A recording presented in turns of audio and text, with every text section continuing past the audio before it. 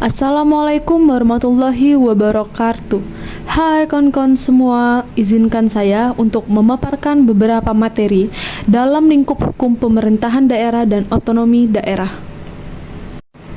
Nah, yang pertama, apa sih pengertian otonomi daerah? Menurut Undang-Undang Nomor 23 Tahun 2014 tentang Pemerintahan Daerah, otonomi daerah adalah hak, wewenang, dan kewajiban daerah otonom untuk mengatur dan mengurus sendiri urusan pemerintahan dan kepentingan masyarakat setempat dalam sistem negara kesatuan Republik Indonesia. Asas otonomi daerah terbagi menjadi 3, yaitu desentralisasi, dekonsentrasi, dan tugas pembantuan. Desentralisasi adalah penyerahan urusan pemerintahan oleh pemerintah pusat kepada daerah otonom berdasarkan asas otonomi daerah. Dekonsentrasi adalah pelimpahan sebagian urusan pemerintahan yang menjadi kewenangan pemerintah pusat kepada gubernur sebagai wakil pemerintah pusat, kepada instansi vertikal di wilayah tertentu dan atau kepada gubernur dan bupati atau wali kota sebagai penanggung jawab urusan pemerintahan umum. Tugas pembantuan adalah penugasan dari pemerintah pusat kepada daerah otonom untuk melaksanakan sebagian urusan pemerintahan yang menjadi kewenangan pemerintah pusat atau dari pemerintah daerah provinsi kepada daerah kabupaten atau kota untuk melaksanakan sebagian urusan pemerintahan yang menjadi kewenangan daerah provinsi. Tujuan otonomi daerah: 1. Peningkatan pelayanan dan kesejahteraan masyarakat yang semakin baik.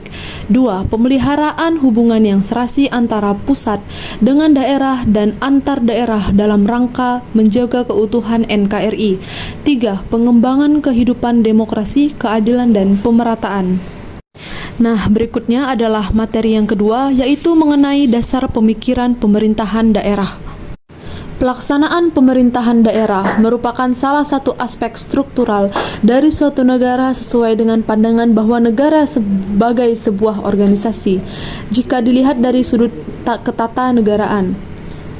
Sebagai sebuah organisasi, pelaksanaan pemerintahan daerah diharapkan dapat memperlancar mekanisme roda kegiatan organisasi.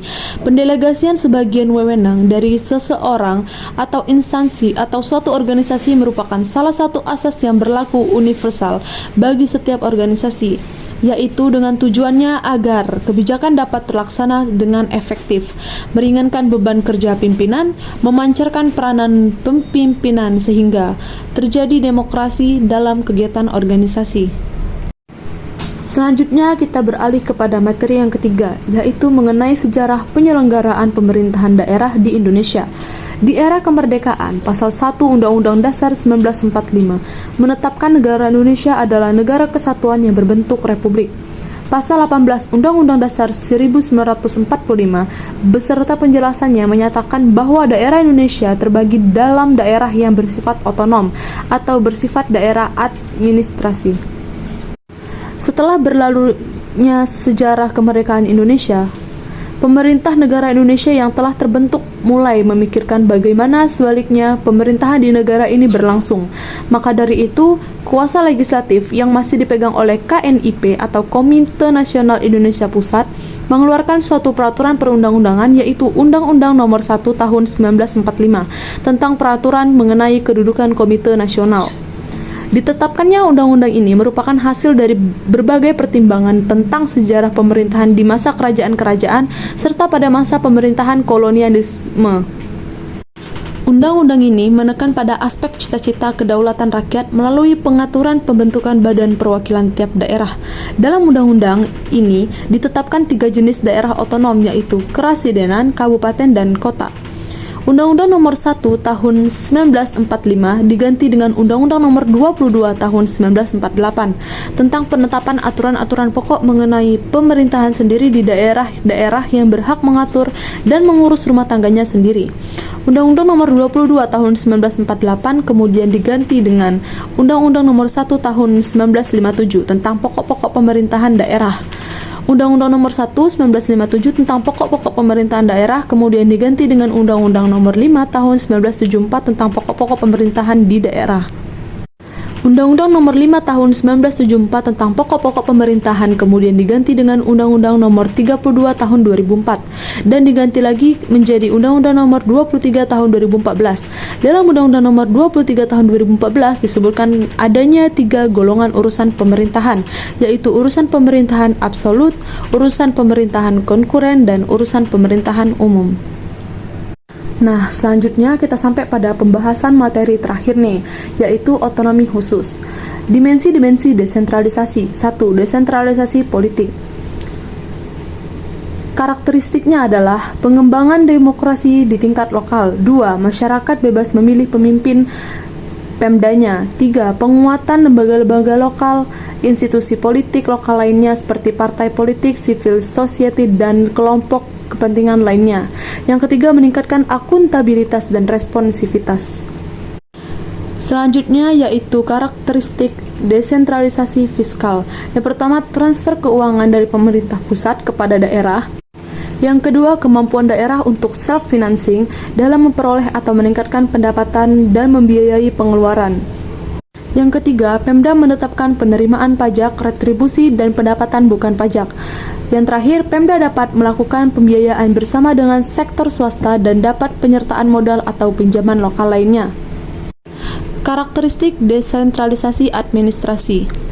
Yang pertama, delegasi kekuasaan atau kewenangan atau urusan pemerintahan dari pusat kepada daerah.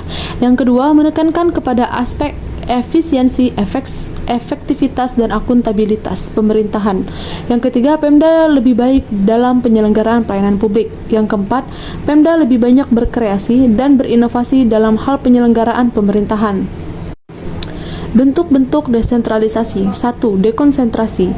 Dekonsentrasi adalah penyerahan atau pelimpahan wewenang dari pemerintah pusat kepada pemerintah daerah yang bertujuan untuk meningkatkan efisiensi dan efektivitas penyelenggaraan pemerintahan. Tujuan dari dekonsentrasi adalah 1. Meningkatkan efisiensi dan efektivitas. 2. Pengelolaan pembangunan dan pelayanan umum. 3. Menjaga komunikasi sosial dan budaya. 4. Menjaga keharmonisan pembangunan nasional. 5. Menjaga keutuhan NKRI. Contoh dari dekonsentrasi ini adalah gubernur sebagai wakil pemerintah pusat, pelayanan pajak, dinas perhubungan. Yang kedua, delegasi. Delegasi adalah pelimpahan wewenang pemerintahan dari satu organ pemerintahan kepada organ pemerintahan lainnya. Unsur delegasi yaitu tugas, kekuasaan, pertanggungjawaban. Contoh dari delegasi yaitu kepala daerah memberikan kewenangan dalam pelayanan publik. PDAM berwenang mengatur lembaganya. Yang ketiga, devolusi. Devolusi adalah pelimpahan otoritas fungsi-fungsi tertentu dari pemerintahan pusat pada unit di bawahnya untuk dilaksanakan secara mandiri. Contoh dari devolusi adalah pemerintah daerah memiliki otoritas pusat.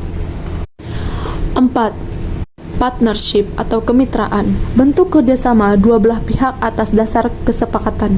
Contoh, public-private partnership. Pasal 5 Peraturan Presiden Nomor 38 Tahun 2015 tentang transportasi jalan, air, minum. Dan yang terakhir ada privatisasi. Privatisasi adalah pelimpahan otoritas dalam perencanaan dan tanggung jawab administrasi tertentu kepada organisasi swasta, pengalihan kepemilikan dari milik umum menjadi milik pribadi.